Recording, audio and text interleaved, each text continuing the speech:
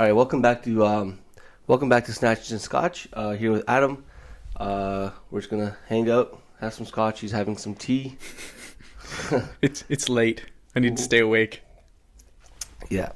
And he's also like kind of cleansing stuff. He's trimming down. I'm trying to. Yeah, actually doing a pretty good job. Yeah, it's the it's commitment to this half Ironman. Oh, that's right. I forgot about that. My irrational decision in the fall. So we're trying to do it's sort of like a mashup of part CrossFit, part endurance cardio training to see if we can allow me to be able to do an endurance event, like a significant endurance event, doing less volume than what would typically be done. Come into the event strong. I'll probably be a fair amount heavier than most of the guys doing it.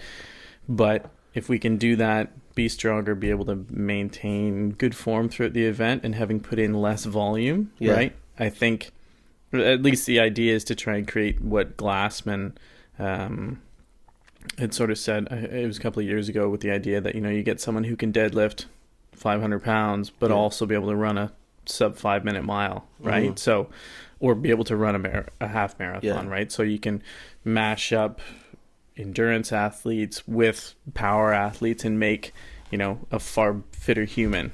So you're gonna deadlift 500 pounds by the end of the year too? God, no. Get that mic a little closer to your mouth there, bud. Is that better? No, like big love to that bad boy. I can hear me really loud. That's good. Perfect. Okay. The headphones are up loud. That's why. Oh. Yeah. Oh, that's nice. All right. I hope you guys who are watching this, enjoy the sound of my voice really loud.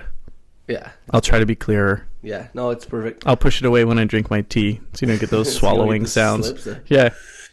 No, that's great, man. So before we start, go to snatchesandscotch.com, sign up for a newsletter, and also go to iTunes, give us a 5-star review if you like the show. And we're going to try to put up a lot more content and be really consistent with the content. And that's something I recently, really got to think about, the consistency. So, we look at people at the gym, and the people who are, not only work hard, but are most consistent get, the craziest results. Sure. Right? And that's what I tell them. It's a long journey. Got to be consistent. So we're going to try to be a lot more consistent as well with the podcast. Absolutely. More content for you guys, and hopefully more consistent, focused content.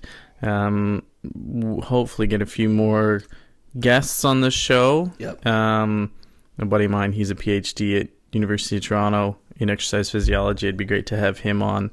Sweet. A couple other guys. We'll see what we can get in the works for you. Yeah, and I have some pretty cool people who are pretty impressive. Impressive people are good. I'm working with they really want to come on the podcast. We just have to figure out a date that works for us. Sure. And have them on. But they've been on other cool podcasts like Barbell Shrugged. And they've also been on podcasts like Attitude Nation, one of my favorite podcasts of all time. Really? Shout out to John North.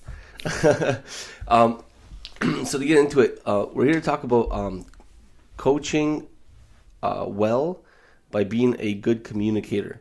And the most difficult thing I personally find about coaching is that we immerse ourselves in so much knowledge because we want to do well. We want to be the best.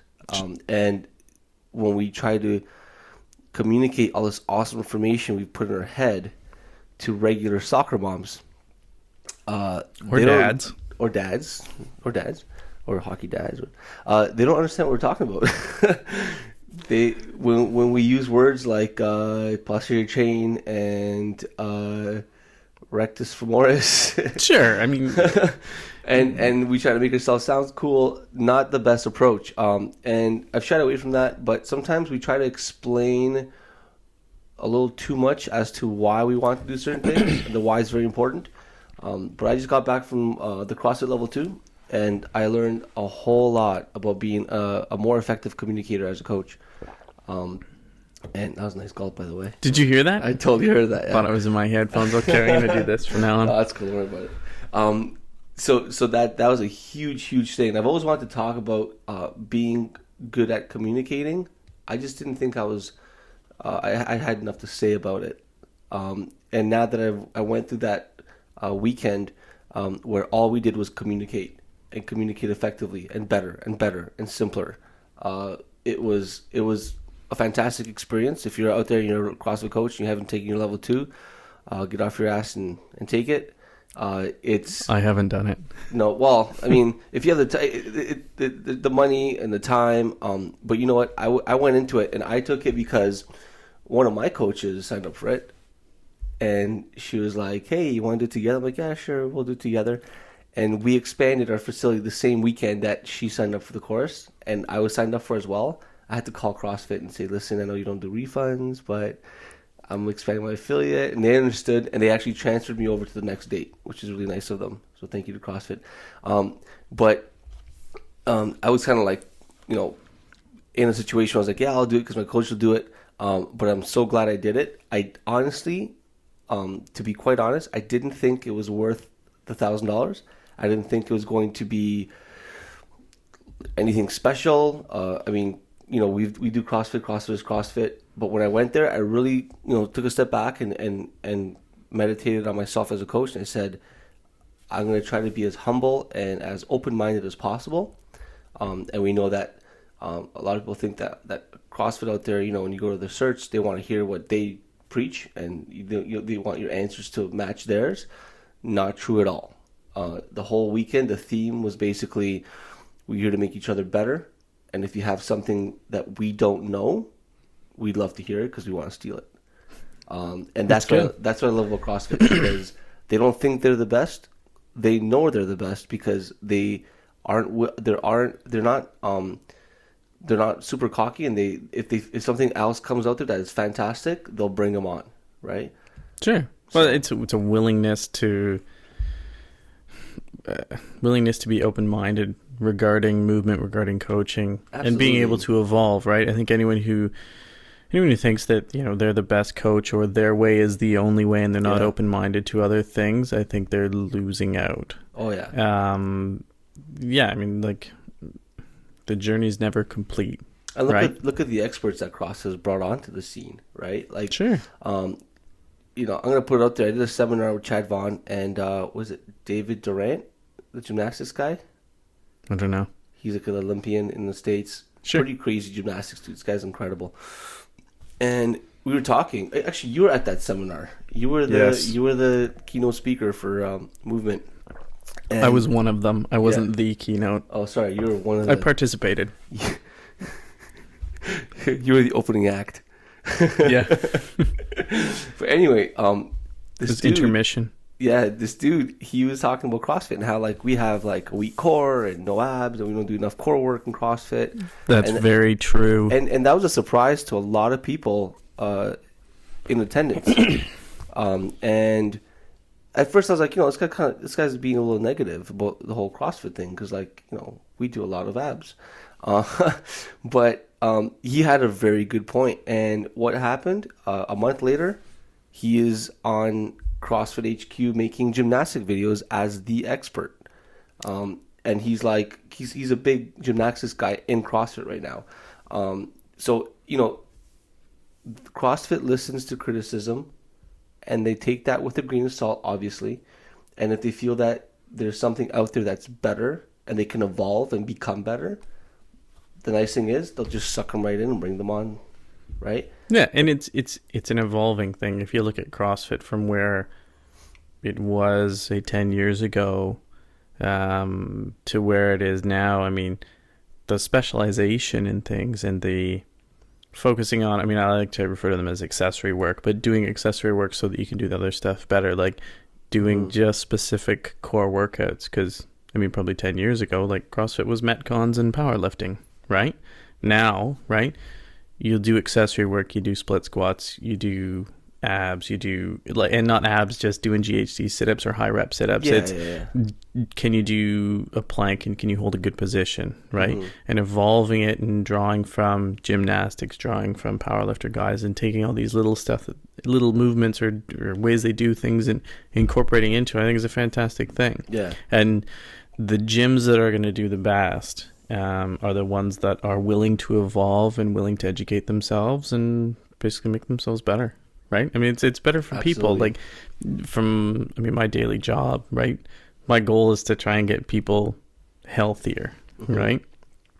And if CrossFit can be a medium for that, right? Yeah. Not just taking an athlete, making them a good CrossFitter, but taking anybody and just making them generally fitter, right? That's great. Now, I'm gonna like stop you right there for a bit. Sure. For your job, so as a chiropractor, if you I'm getting feedback. We've got reverb. Snap it. Hold on a second. Okay, we're back. Technical. We're gonna have intermission. Crazy tech. I don't even understand technology. Like it works, and then something happens, and dang it, we lost the syncing. So we were talking about Adam. Adam is a chiropractor, and he works with like regular people, athletes, and all that stuff. But I don't think I think you helping CrossFitters move better and be better. Like we're always going to evolve and be better and stronger and faster. But that's a goal. Yeah. If you're not evolving, that's the goal. Then you should stop working out. No. I don't. Hang on. No. I don't think you should stop working out. I think if you're not evolving, then you're not really working out. But you should always aim to improve. Yeah. Right. I think the thing that frustrates me most is people who go, "Nope, I lift the tens." I'm like, what do you mean you lift the tens? You only lift tens? Like that? Not so much at my gym, because I think once they come to the gym, they're driven by that, wanting to be better and wanting to do more, right? And you create that atmosphere in your gym. But if there's people, usually it's people in my office who do other things, right? They're like, I lift the tens, or I do 20 minutes on the treadmill at whatever speed, right? And the fact that they're being active, fantastic, right? I love that people get out and do stuff, because it's so much better than sitting around and doing nothing. That's the most important thing. But instead of constantly trying to improve and make yourself better, they just do the same thing day in and day out.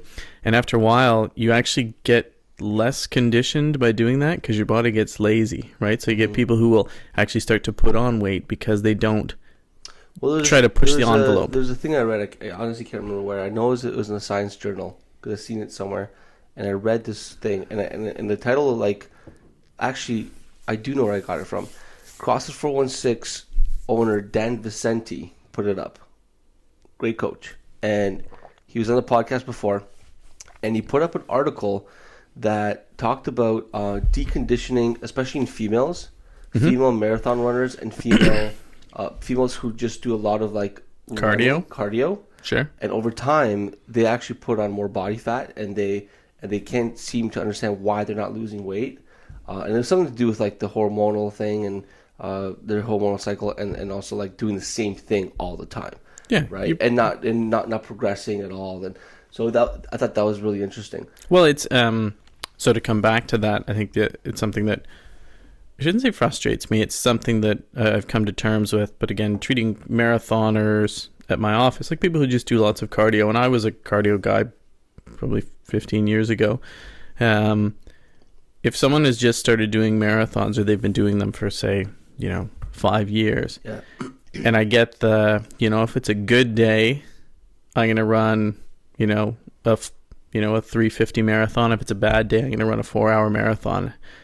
And they've done this for 5 years, and I think, how are you running the same speed for 5 years in a row? Like, like, shouldn't you be getting better? You should be getting faster and faster. And as I tell people, I'm like, well, you've already done this, so run in your training. You know what you had to do to get here. Now train harder and smarter, and you should be faster. And if you don't get faster, something's wrong. Well, right. So I think you just said train smarter.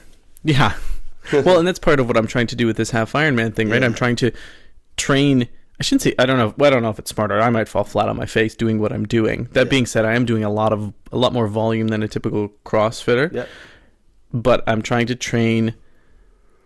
I'd say smarter and slightly different than your typical half Ironman athlete. Most of them are probably going to put in 15 hours a week of volume.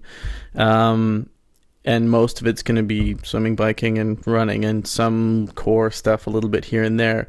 And my week is sort of built around Monday, Tuesday, Wednesday, and this is partly because of my living situation. It'll change in April, but Monday, Tuesday, Wednesday, I do CrossFit, right? But I do CrossFit. I'll do like 3 workouts. So I did like 3 workouts today. So I came to the gym. I warmed up, did a whole bunch of mobility and accessory work. So I do rotator cuff rehab. I do core stuff. I'll spend 30, 40 minutes just doing that. And then I did... Oh my God, I wish I had that time. But then I did Spencer Arnold's. I'm doing Spencer Arnold's 713 front squat. Mm-hmm. The reason I chose that one is because it's high volume. So I'm building muscle endurance as opposed to a 531, which is straight power, which isn't as useful. It doesn't translate as well to endurance athletes. But if it's 713 and I do 4 rounds of it, it's 80 squats. Yeah, so I did 80 squats. That's a lot. Only at 140 pounds because I don't have a super heavy front squat, but I lifted a lot of weight. What's your front squat? 225. 225. I don't lift a ton. My max back squat's like 295. Not a lot. Anyways, so I warmed up, did a whole bunch of accessory stuff. I did 713. I did a Metcon, and then I hopped on the rower for 25 minutes and did some max effort 1 minute pulls. Nice. Right? Yesterday I did something similar. Nice. Right? So I do like 3 workouts. Tomorrow I'll do probably 2. Thursday rest, and then Friday's like a 7 or 8K run. Saturday I'm going to spend an hour and a half on my bike, plus an hour snowshoe. Sunday I'll do 2 hours of skiing. Nice. So I'm putting in cardio volume, but I'm also trying to maintain strength with... That's a lot of cardio volume we're putting in too.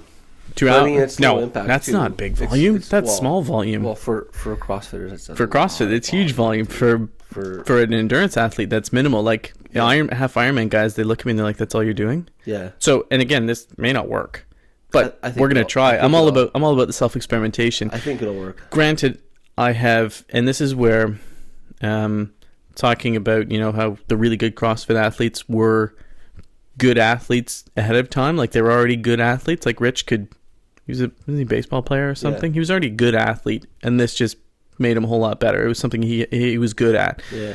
So my background is cardio, right? Like I raced mountain bikes for like 10 years. I raced road for 5 years, and I was good at it. Yeah. Good-ish. So I'm not worried about riding the bike because I can ride a bike really well. Yeah. So me and a comparable CrossFit athlete, if you put us both on bikes, I should be far better than them. Yeah, for sure. So that's where I rode a bike for like 5 years, and you put me on a bike next to a CrossFit athlete, I'll crush him. Mm-hmm. And I'm 220. What's up? Get at me. You want to go for a ride? I'll show you what it's about. Want to go for a road ride? Yeah.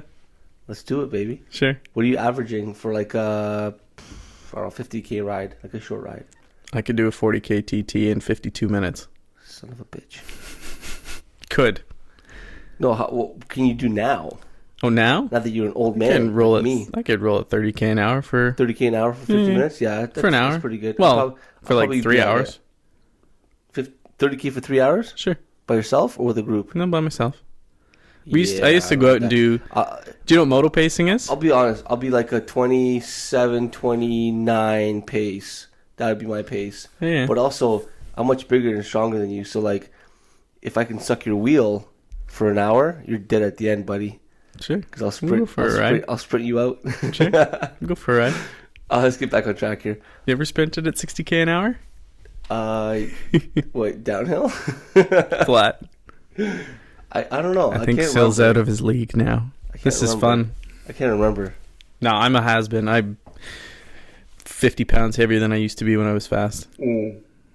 But granted, so back on track. The whole point of this was trying to do something smarter, right, and better, right. Yeah. So with getting things back on track to CrossFit, right.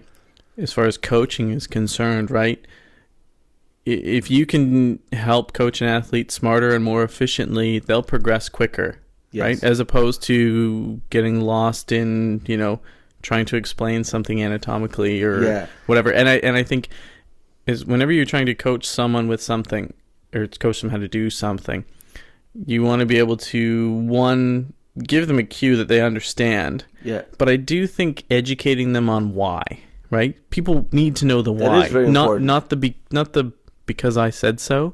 No, that's but very important. Doing movement, and this is why. And even if it's we need you to change this so you don't hurt yourself. But there's a time and a place for the why. So Sure. for example, like if you're teaching a movement in a class of 15 athletes, or even 10 athletes, and you're teaching a movement, like a basic movement, like a foundational movement, like the push jerk. That's not foundational. It is.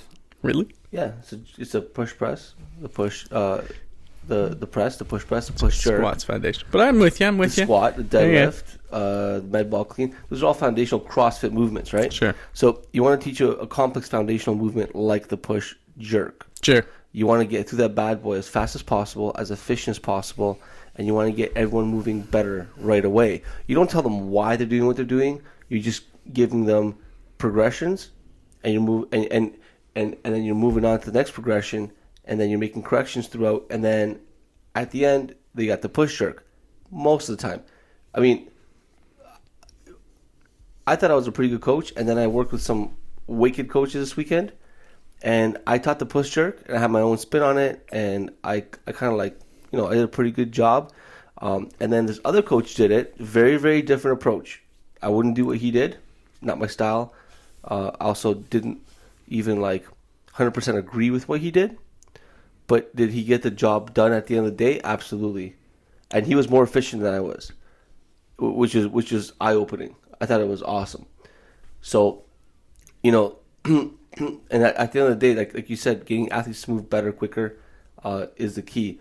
One thing that I've been ignoring is teaching those basic movements on a regular basis, because we feel like, oh yeah, we have athletes that know how to do it. We're not going to teach it. Anybody, it doesn't matter what their level is, you should be able to, or they should be taken back to the basics on a regular basis. Yeah. To go over them, because whether or not they can lift a lot of weight or not, you can always improve. Yeah, I agree, and and I mean, I'm a pretty good mover myself. I'm not gonna lie. In the course, I'm not tooting my own horn here. I'm being honest. In the course, he's awesome. I'm awesome, dude. We switched up groups 5 times. I was probably the best mover in every group. It was hard for coaches to give me cues to move better. So I was the hard athlete, right? Whereas the advanced coach would see me and they're like, hey, Sill's doing something wrong, but you can't see it, right? And as soon as the coach said that, I knew what I was doing wrong because I felt it, and I kind of tried to make it more obvious. But what was it? Where are you going with this? Where was I going with this? But even good movers, even myself as a mover, I learned how to deadlift better this weekend. Sure. Right? And I mean, I never deadlift. I just lift weight, weightlifting. Isn't there a video of you deadlifting a lot of weight online? I do not deadlift. I deadlift maybe a couple times a year. I honestly don't deadlift. Unless it's in a prescribed WOD or whatever, I don't deadlift. It beats me up a lot, and I don't like it. But the other day, I pulled 500 pounds. Right? So I'm a for a guy who doesn't deadlift, I'm a decent deadlifter. But the way I was moving, I feel like if I was moving differently, I could probably pull 520, 515, because even being a decent lift, like you said, I can still be more efficient with coaching. So sure. If we can coach our athletes on a regular basis, and do more teaching and cueing.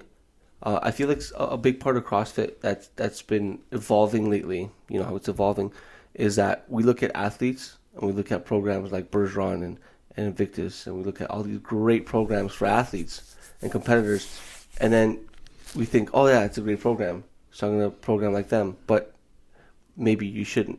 Why don't you just stick to the basics? Well, it's good physiological programming, or is it good coaching? Because I think there's two distinct things there that you hit on, because guys like OPT and Bergeron and that, they have fantastic programming, which is the physiological stimulus that you're going to give to someone, whether it's strength or Metcon or what have you. That stuff's great.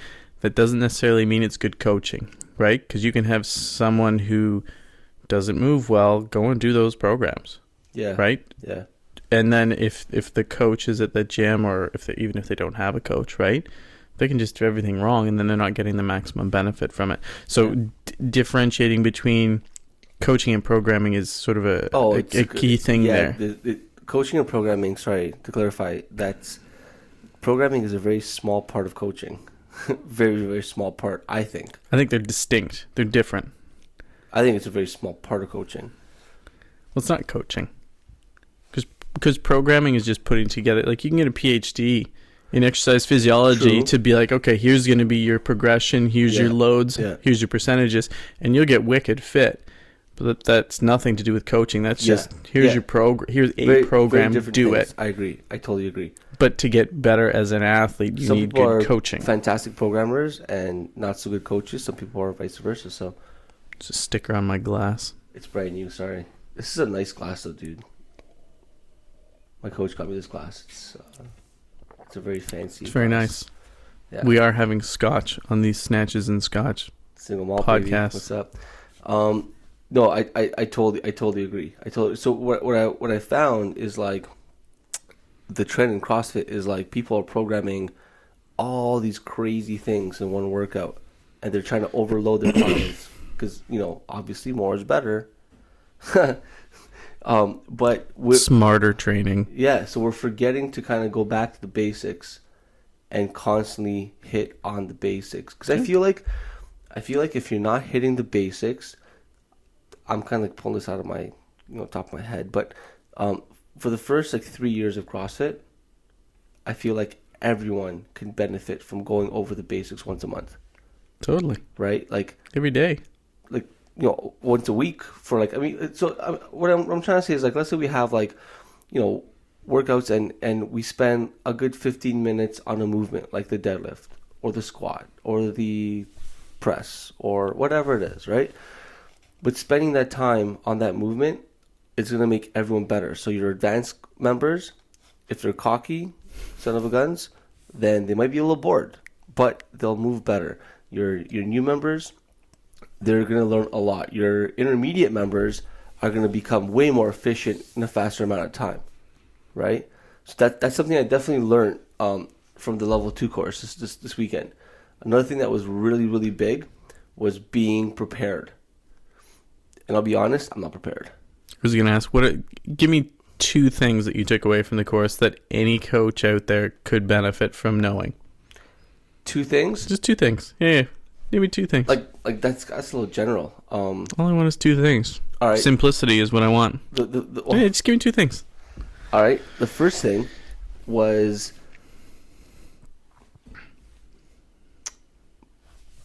in order to become a great coach, you have to be a great communicator. Okay. And that entails being simple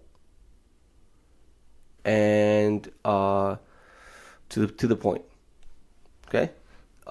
Number 2, in order to be a brilliant coach and have all this great information, and in order to be, number 1, simple and to the point, and be an effective communicator, the only way you're going to be that way is if you plan effectively. And what I mean is, let's say you have a program and you have Monday's workout. How much time are you spending on planning out Monday's workout before you coach? How much time does your coach spend, the coach that's working for you spend on that program? So you're not talking about the actual program. You're talking about the workout. How am I going to take this programmed day and deliver it to the class? That's what you... Okay. And so I was looking at one of my coaches, Matt, from CrossFit Level. Hope I didn't screw that up. And Matt's pretty well known in Canada East. And I looked at, he gave me a look at his notebook. He has this big notebook with pages about that big. And he programmed the workout. It was a heavy day. It was honestly the easiest workout in terms of programming. It was a heavy day. It was power clean, hang, full clean, and a front squat. Okay? Run through a warm-up, a general warm-up, a specific warm-up, and then in groups of 3, we worked up to a heavy complex of that movement, right? And I looked at this guy's page. He had 2 pages, crazy details written everywhere. And I was like, what the hell, bro? I can teach this in 5 minutes. He goes, really? And when he taught it, that was legit stuff. He did a general warm-up where he warmed up our back, a lot of down-up dogs and our hips and all that stuff, right? Dynamic stretching. It was nothing special. We got our But he blood. thought about it ahead of time. He thought about it a lot, and he goes, "There's nothing on this page that's written on this page that doesn't have a reason behind it. Everything has. It's not because it's cool, not because it's like, oh, that's what we should do." And so that was his planning, and the dynamic warm up was very specific to the actual workout. And then he had a specific warm up that was actually really cool. I liked how he did that. No barbell, and he did the progressions without the barbell, right? Hey. And then after that, we got into warming up to our working weight. Gave us 20 minutes to build up to it. Then we brought it in, took a knee. We all talked about the workout and how we did and all that stuff. And it was. I got the best weight. What's up? No, so like we talked. What'd you hit? 285. It's not great, but hey, our boy Jeff Larsh was there from Tidal. Seriously? Yeah, and he's an incredible athlete, and he hit 275, and I saw him hit it, and I was going for 280 or 275, and I was like, put on an extra 10 pounds. Like I gotta beat Jeff, and I did beat him, and I felt really good with myself. Did you do it technically well though? I looked very good doing it. Okay. I mean, That's the important part. I was really fighting for that last front squat, but nothing was out of place. Guarantee that. It was good. I got pinned down the bottom of the squat on the clean, but I was moving well. Anyway, so this guy programmed not only the workout but the general warm up, the dynamic warm up. He also programmed specific times that he would run that warm up. So it's like he ran it himself. Like he actually timed. Okay, it's going to take me 7 minutes to run this part. Sure. It'll take me 6 minutes to run this part. It'll take me 8 minutes to run this part. I'm going to give him 5 minutes for setup. How am I going to lay out equipment? Where am I going to lay out people? How many people do I have in my class coming? All right, I'm going to have 24 people. There's a big class. I have 6 coaches. I'm going to lay out coaches here, here, and here. I'm going to tell my coaches to look for these faults. And that's another thing. To be an effective communicator, not only did he run the class efficiently and extremely well, better than I've ever seen anybody run it, he had a list for every single movement. He had a list of possible cues that correspond to possible faults, common faults.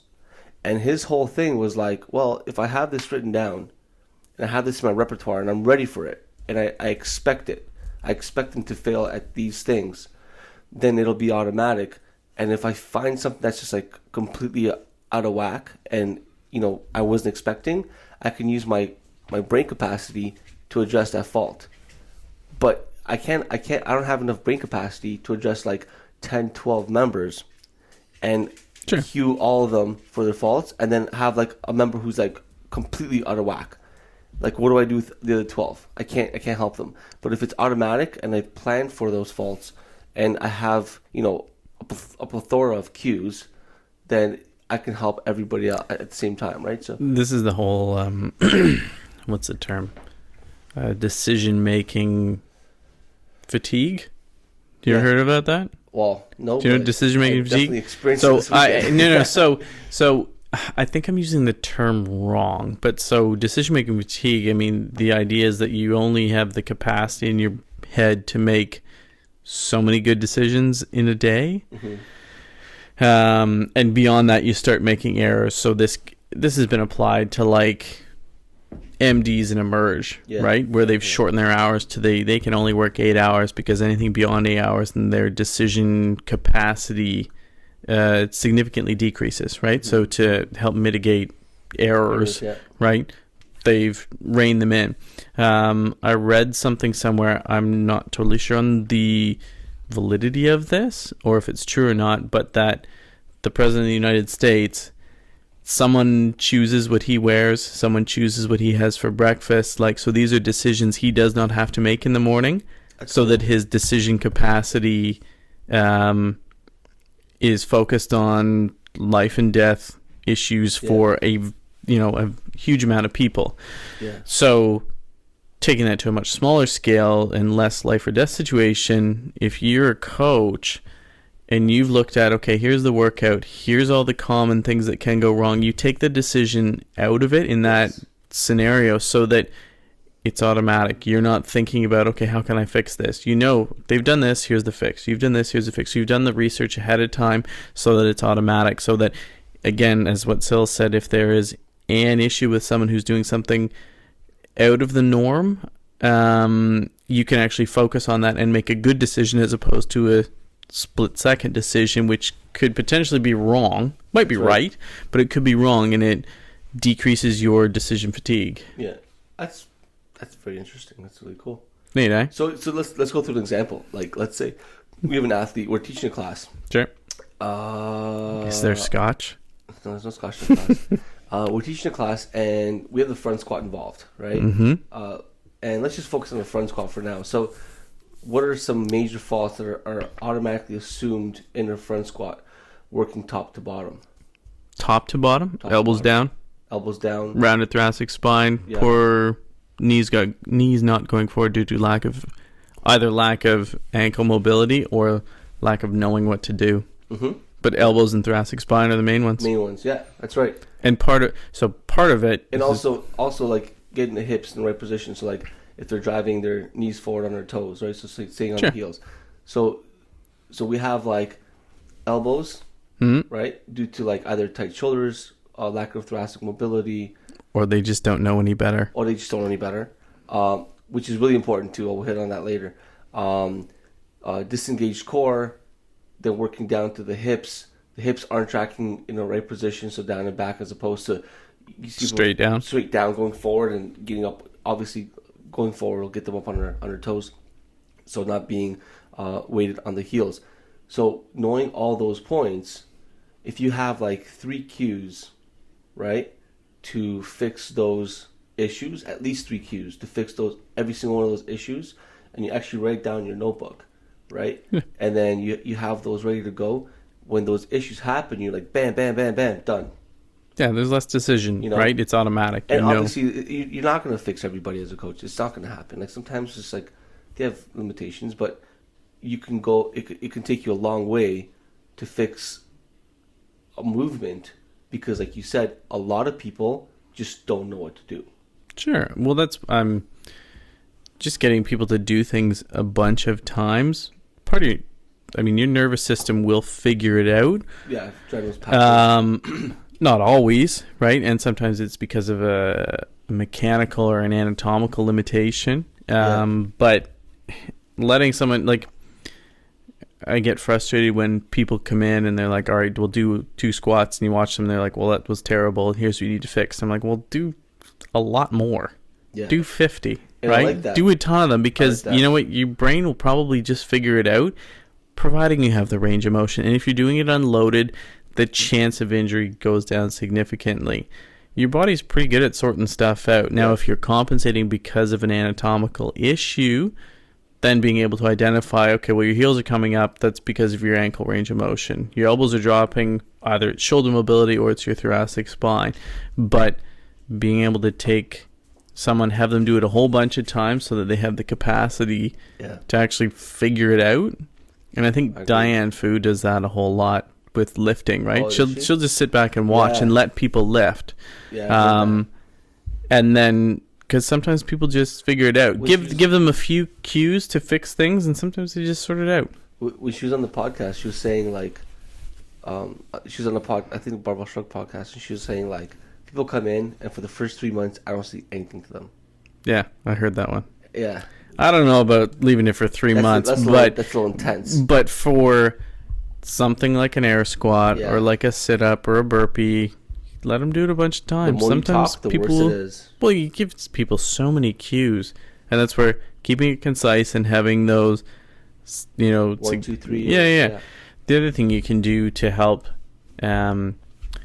make things easier at your gym is that all your coaches know the same cues. Yeah. Having variety is good, and having, different ways of looking at things is good. But if every time someone comes in, they have a different coach, and each coach addresses a movement differently, people sometimes just get confused. So being able to... Well, it depends. So hang on. So having a variety of ways to explain things are good, and different people will explain things slightly differently. Yeah. But if every time you come in, one coach is talking about your ankles, the other one's talking about your thoracic spine, the other one's talking about your shoulders, and they all explain them differently, that's not a agreed. It's not a recipe for success. No. Some people will figure it out, the more but you give people options, the more information you give beginners, the more you paralyze them. So we went through like visual. No, we went through verbal, visual, tactile, right? Mm-hmm. So those are the three kind of cues you can give. You give verbal. So from across the room, I can give someone a cue. Boom, they get better. Then from across the room, I give them a verbal cue again. That's different. They may or may not get better. I give them a visual cue. I show them what I want, what I don't want, right, from across the room. Yep. And then they don't get better, and I'm like, this son of a gun. I got to walk up to them, give them a target, a visual cue. And also praise is really important. Like, that's something I've learned a lot, is like we say, oh, good job. Yeah, great job. Work hard. Yeah. But we don't actually tell them why they're doing a good job. Right. So if they're doing a good, like we're trying to teach the, what are we teaching again? The push jerk. Yeah. We're foundational movement. So we're the front squat. We're teaching a front squat, and we say elbows up. Yeah, good job. Like, what the hell does that mean? Like, what are we seeing that's good? Like, are their elbows actually up? Is their chest up? Like, are they on the heels? Or did they just stand up? Yeah. Or they did just make the lift. So really giving that positive reinforcement and giving them a good job keeping those elbows up. Yep. That's way more effective communication, because guess what? Next rep, they're like, oh, coach likes me that I'm keeping my elbows up. I'm going to try and keep my elbows up all day long, right? So that was really, really big. And also having consistency with your cues, but having a variety of cues, because like if you say one cue once and it doesn't work, then you got to move on, man. You can't say knees out, knees out, knees out, knees out, and then nothing's happening.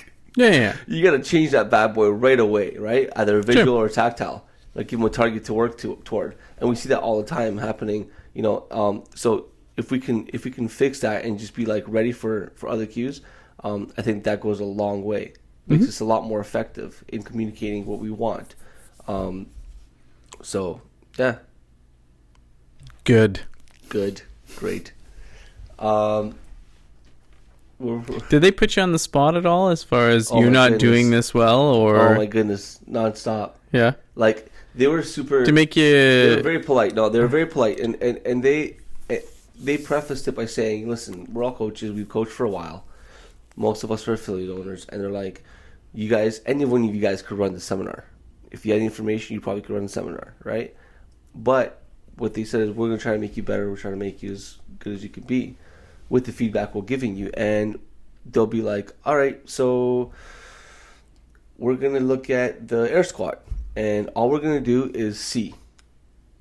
We can't give feedback. We can't talk about what we want them to do. All we're going to look at is a movement and tell them what we see, right?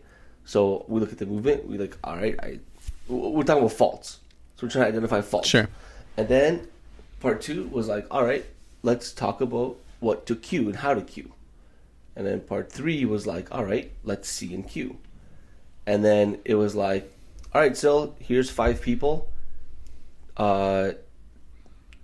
Pick a movement and fix it. And then the other part was like, all right, here's 5 people. Pick a movement, now teach it. And then it's like, here's how you communicate. Yeah. You're strong at this, you're really weak at this. Go home. What were you weak at? I was weak at coaching dynamic movement. So that's like watching someone do a squat and then how to fix it? It's a dynamic move? Yeah, it was basically, yeah. Well, the squat wasn't as or big of an deadlift issue. I was coaching the push jerk. I chose a hard one on purpose, and I was great at like the progressions, and I was great at like the static movements, in the start, the dip, the drive. Sure. But the dip and the drive and the hip extension and the timing, I wasn't cueing enough, I guess. Sure. So that was the issue, right? Me getting better at coaching dynamic movement. And I think I was taking too long trying to focus on like thinking of what I want. I want to give the best advice ever. Sure. And what I should have done is like give him 1 or 2 reps and then give him information as to what I want him to do for the 3rd and 4th rep. Yeah. But keep it simple. And I didn't do that. So that was my biggest weakness. But what I've also realized is like, let's say you have a group of like 10 people, right? And you're teaching the air squat to 10 people. Sure. How many reps do you give those people to do? You said the more reps, the better for the athlete. The more reps, the better for the coach. So Sure. if you have a group of 10 people, you need at least 1, maybe 2 reps per person, because you're watching the person move. If you need a cue for the person, you give them a cue. You watch the second person move, but you also have to watch the first person move to make sure that they respond to that cue accurately. Yep. If they haven't, then you got to go back to the first person and give them a second cue, because there's no point of giving them some like random BS like textbook cue and then move on to the next person, and it didn't help them at all. Sure. And a cue is a fantastic cue if it helps, and if it's a shit cue if it doesn't. So a cue for you might be great if I give you a cue. If I give somebody else a cue, it might be terrible. So what you're saying is, if you give me one cue and you give the next person the exact same cue, and it may work for me, not for the next person. It doesn't work for them. Sure. It's not a good cue for them. It's a great cue for you, right? And I think this boils down to having an art, I guess planning ahead, writing stuff down so you have a variety of cues. So you have, if this doesn't work, I can do this. If this doesn't work, I can do this, so that so that as a coach, you're prepared for teaching people, right? Because not everybody responds the same way. But as a gym owner, having I wouldn't say a set number of cues, but having cues that are similar. So if, member A comes in Monday, Wednesday, Friday, and they get 3 different coaches, they're not suddenly coached something completely different Wednesday compared to Monday, right? They can give them those similar cues. Setting up that. I don't know what that like.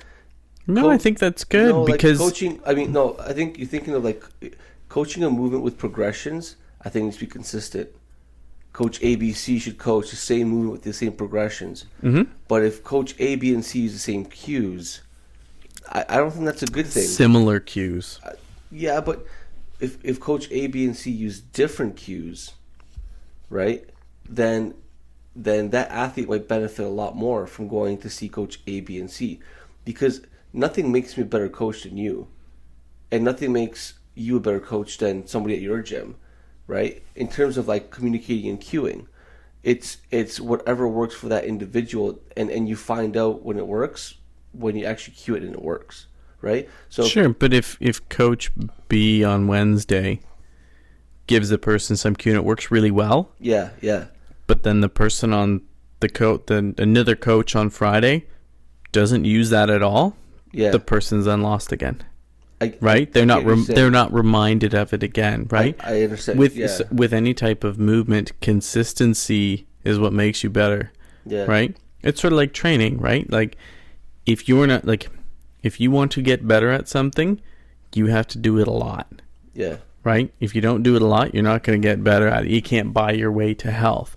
Same thing is with movement. If you're not cued the same way, right? Especially if it's a cue that works. If you're not cued the same way, you'll end up losing it. You'll get really good coaching that works for you on one day, and then the 2 other days, it's only 30% of the time are you getting good coaching, right? But if you have that consistency across the board, you get better. I think our ideas of consistency and progressions are getting screwed up here, because what I'm saying is progression, we're looking at issues, right?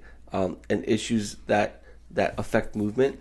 So if you're consistent with progressions and issues that affect movement, like seeing, so we did an exercise where like we got around and we did a movement and we focused on seeing. And then they encouraged us like, okay, go back to your affiliate and see if you can find a friend or a friend from a different affiliate, come watch you coach, and then, give you feedback on how well you see, right? Mm-hmm. So if we can have the same seeing, right, and have different cues for that seeing, I think that's a positive, because a cue is like fixing the same issue. So if you're consistent with fixing the same issue, but in a different manner, then you're still fixing the same issue, and that might be beneficial. So like if we're doing a front squat and Coach A focuses on ankles, Coach B focuses on shoulder and thoracic mobility, then obviously that's a problem, right? But if we can focus on the most important thing together and then give different cues to fix that same issue, I think that would be beneficial. I don't know. I don't think there is a right answer. It's We'll true. No, I don't think it's agreeing to disagree. I think I think both ideas are quite valid. Yeah. It's a matter of being able to identify what works best for that person. The reason I like consistency between coaches is that even if and I do like that. Even if within a gym you only focus on ankles, right? For sake of argument. Yeah. You will always focus on ankle mobility, right? And that person will get better because of that, and they'll have that consistency, right? But if you jump all over the place every week, right, people get lost. Like in my practice, initially when I started, I'd have someone come in and would say, okay, well, here's your injury and here's the rehab you need to do. And I'd give them like 7 exercises. So we just knocked on the door? No, sorry, it's my watch. Oh, okay. Yeah. But I'd give them so many exercises and they wouldn't do them, right? Yeah. Or they'd get them all confused, right? So now they get 2. If you can prove to me that you can do those 2 exercises, maybe I'll give you a third, right? Keeping it as simple as possible. Same thing goes for coaching an athlete, right? If you just bombard them with do this or do this or do this or do this, right? And each coach gives them something different, chances are they're not going to do it. Yeah. Right? And that's just out of experience. I don't know if there's any research to back that up. No, but that's actually 2. There's definitely research. I like 2. Any more than 3 options paralyzes people. Like in terms of marketing, business and stuff like that. Like that's like proven. Like any more than 3 options is like it becomes more and more paralyzing. I went looking at headphones today, and there was like 10 options. I didn't buy any. That's right. I went. Actually, dude. Let's I did buy some books. Let's bought some books for a second. So I bought my Bose headphones that you're so envious about, and my wife is pissed off about because it's spent like over $400 on these headphones. That's ridiculous. But they're, you know what, man? I bought a car for $800. It's a car. Yeah, but you run it through trees in the snow, and let's not get into that conversation. So I got these headphones. I went to Bose. What did the Bose store have in terms of headphone options? They had options. Beige? No. Listen, son of a gun. My headphones are pimp, bro. So they're beige. They had the top of the line headphones. Yeah. Which is what I got. They're sick headphones, noise canceling. They had the black and then the funky color white and like aqua blue and beige. That's what I got. And then they had the lower option, which were not noise canceling. It's still pretty good quality, a little cheaper. And the only other options they had was colors. And then they had the in-ear ones, right? So they had 3 options. I know Bose has a lot more headphones than that, but in their main launch store, they had top of the line, they had medium, and they had in-ear. So they had 3 options. Guess who bought a pair of headphones? This guy. I went to the Apple store, and I wanted to check out headphones. Yeah. They had Beats, they had Bose, they had a whole bunch of different type of headphones. Sure. And they had like 4 different types of Beats. I don't even know which ones I wanted. I'm like, which one's better? Is it worth the money? I don't know what I'm going to do. And then I went to the Bose, and I was like, I know Bose is good. And I ended up buying a pair of Bose headphones. Why? Because I wasn't paralyzed by their decision making. I was going between Bose and Beats, and I ended up with Bose because they made it easy for me. Sure. Right? So you're absolutely right. Less options, better. Yeah. The more you paralyze people. Absolutely. So what you're saying is we need some really expensive person wearing beige to coach? What I'm saying is you should I'm getting beige shoes next. You should limit your pricing options in your gym. No. That is not what Sil's saying. Is that whenever you're coaching someone, the less options and the limiting the cues to being very specific, but also having those limited cues that are repeated over and over and over again, especially if they yield appropriate results. Yes. Right. Will reinforce positive movement. Yeah, I agree. It's what is going to make someone better. And you know what's funny is like we think people listen to us and they don't. So like we'll cue somebody and we'll give like the best cue in the world and it works. And it's perfect. Yeah. What happens 2 reps later? They forget about it. So that's the whole point I learned this weekend as well, is that you need to be way more relentless. You can't just give a cue and assume, oh yeah, they did a great job on that rep, but 2 reps later, they're back at their old habits. So constantly, if the cue works the first time, be relentless with the cue and get them moving right all the time. Sure. If the cue does not work, then you can't be relentless with that cue. You got to find a different cue. Give a different cue. Get them to work faster, right? So, Well, otherwise, if you give someone a cue, and I don't know how many times, 2, 3. If it doesn't resonate with them, give them a different one. Absolutely. Right? Otherwise, you're just beating a dead horse. Well, you give them a cue, you see a rep, you say good job, but they actually didn't do a good job. Why would you say good job? But it's natural, right? Like, good effort? Good try. We wouldn't be in business for too long if we said good try all the time. But yeah, you gotta give them different cues. If not, then you're just wasting your time. You're wasting your athlete's time too, which is the most important part. So to come back to my question of the 2 things that you took away from this is being concise and being prepared. That's what I heard. Yeah, being simple, simple and concise. I simplified that for you. And prepared. I said that though. We just talked for 15 minutes. No. Be concise. Let's rewind and be prepared. Here. That's good. If you rewind to the podcast 15 minutes ago, I obviously said being simple and to the point was number 1, and being prepared was number 2. But I went into detail explaining how they're both connected and what you got to do for each.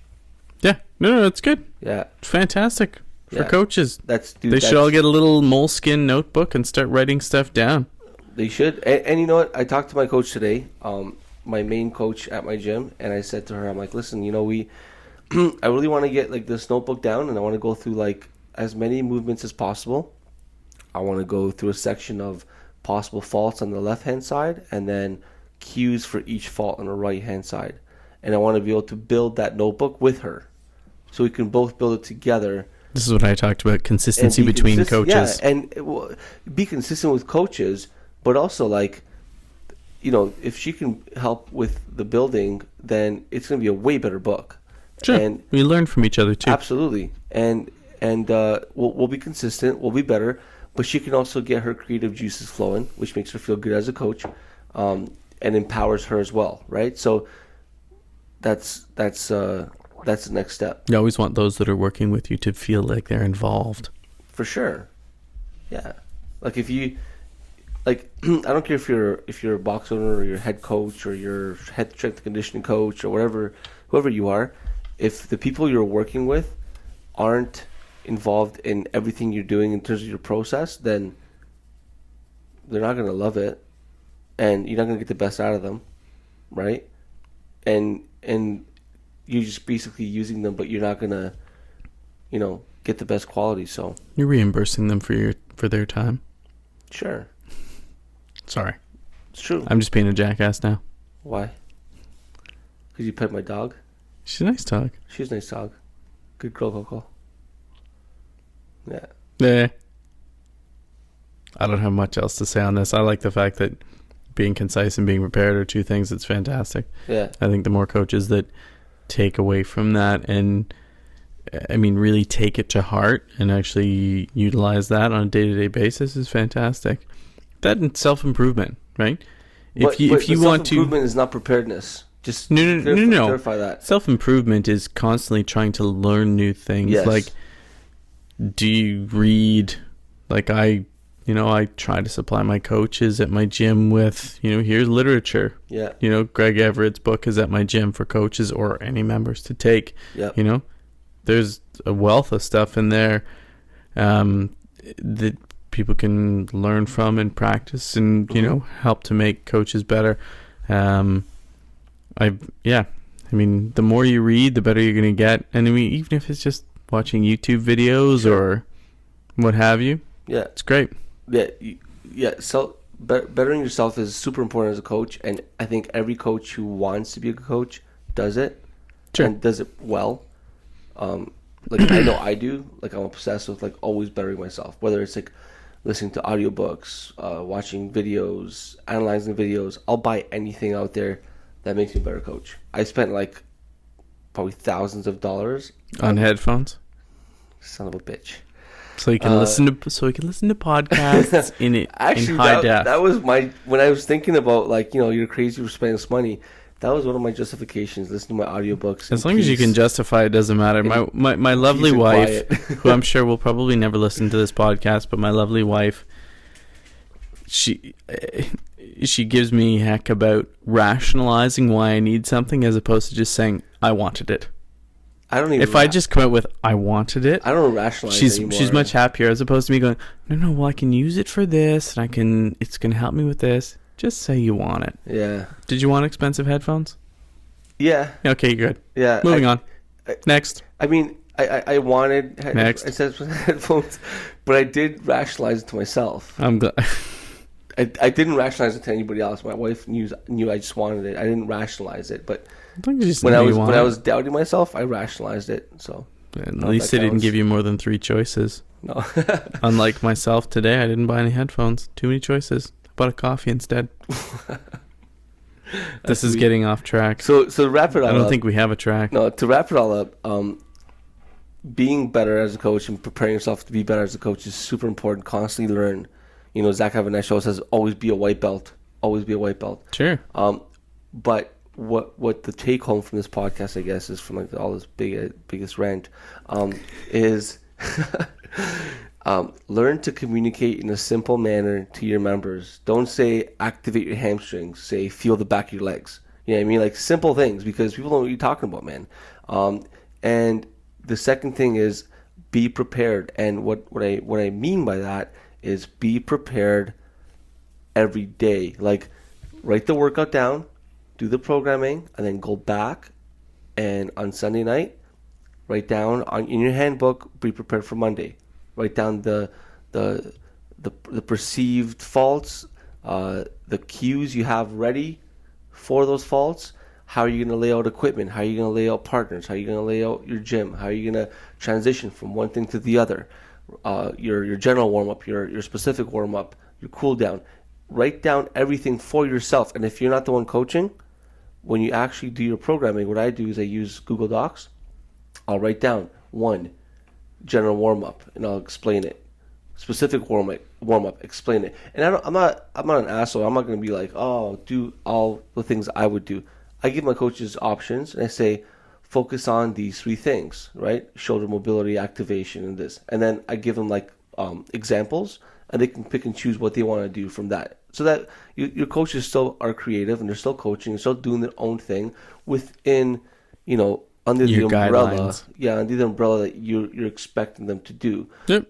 And that follows being consistent, right? In the afternoon, if I'm coaching, then there's consistency there. Sure. But that's what planning takes. That's what being prepared takes. It's not like, I'm prepared. I kind of get how to teach this movement. No, you don't, because if you do it in front of 5 coaches, you'll feel like a piece of shit. Like you won't feel as confident teaching it in front of 5 coaches as you will in front of 10 new people. Because guess what? You do it in front of 10 new people, they don't know if you're right or wrong. They'll take your word for granted. They'll believe you. You do it in front of people who know what they're talking about, and you just can't make mistakes. Yeah. Right? So I think it's sometimes good just to have a coach other coaches. Yeah. Yeah. That's why I like to come into my classes and I'll hang out. I'll do the classes. Yeah. Make the coaches have to coach me. Yeah. It's fun. Oh, it's good. But to go a step beyond that is like, if you do that at the end of the class, maybe have a little template, like a little, have a folder with pages in there where you create a little template and say, warm up, workout, strength, whatever, and have it like the way you structure your programming, right? Yep. And then just have one little comment for each section, good at whatever. Yep. It's evaluating, right? Yeah. Being able to evaluate your coaches. So like have a template where you evaluate your coaches. Better yet, evaluate yourself and be honest with yourself.